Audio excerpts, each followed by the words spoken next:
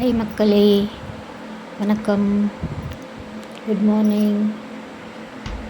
இன்றைக்கி நம்ம காலையில் பிரேக்ஃபாஸ்ட்டு ஈஸியாக எப்படி செய்கிறதுன்னு பார்க்கலாம்.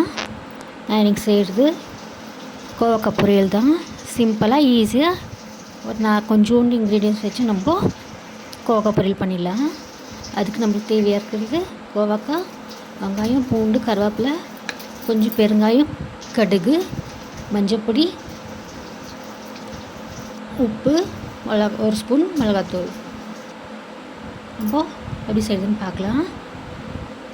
தாளிக்கிறதுக்கு எண்ணெய். இப்போ ஒரு கடாயை வச்சுருக்கேன் நான் ஸ்டவ் மேலே. கடாய் சூடாகட்டும். அதுக்கு நம்மளுக்கு ஒரு கரண்டி எண்ணெய் ஊற்றிருக்கேன் நான். ஜாஸ்தி வேண்டாம். இது கொஞ்சமாக தண்ணி ஊற்றி நம்ம டீப் ஃப்ரை பண்ண போகிறோம். சப்பாத்திக்கு நல்லாயிருக்கும்.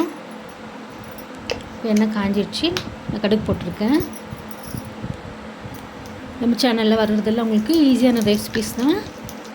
கடுகு வெந்தயம், நீங்கள் வெங்காயம் போட்டு பூண்டு அப்படியே உரிச்சு வச்சுருக்கேன். நீங்கள் தட்டி போடனாலும் பரவாயில்ல.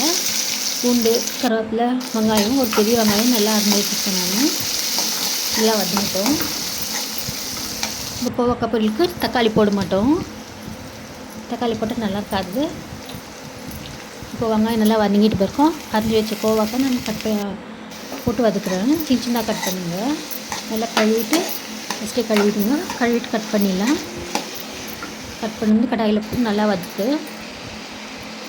நம்ம மஞ்சள் பொடி போடலாம். ஒரு ஸ்பூன் மஞ்சள் பொடி, டேஸ்ட்டுக்கு தகுந்த மாதிரி உப்பு, மிளகாத்தூள் ஒரு ஸ்பூன் எடுத்துருக்கேன், அது போடுங்க. எங்கள் வீட்டில் அரைச்ச மிளகாத்தூள் தான். எல்லாம் மசாலாலாம் மிக்ஸ் பண்ணி அரைச்சி வச்சுருக்கோம். நல்லாயிருக்கும். அரைச்சி நல்லா போட்டு எல்லாம் மிக்ஸ் பண்ணி சின்ன கப் அதே கப்பில் சும்மா ஒரு அரை கப்பு தண்ணி ஊற்றி நம்ம ஸ்லோவில் வச்சு வேகக்கலாம். சப்பாத்திக்கு, ரச சாதத்துக்கு, தயிர் சாதத்துக்கு, சாம்பார் சாதத்துக்கு ரொம்ப நல்லாயிருக்கும். டீப் ஃப்ரை பண்ணலாம். பாருங்கள், டீப் ஃப்ரை ஆயிடுச்சு. இப்போ நான் சப்பாத்தியோடு சர்வ் பண்ணுறேன். உங்களுக்கு பிடிச்சிருந்தா லைக் பண்ணுங்கள், ஷேர் பண்ணுங்கள், சப்ஸ்கிரைப் பண்ணுங்கள். தேங்க்யூ.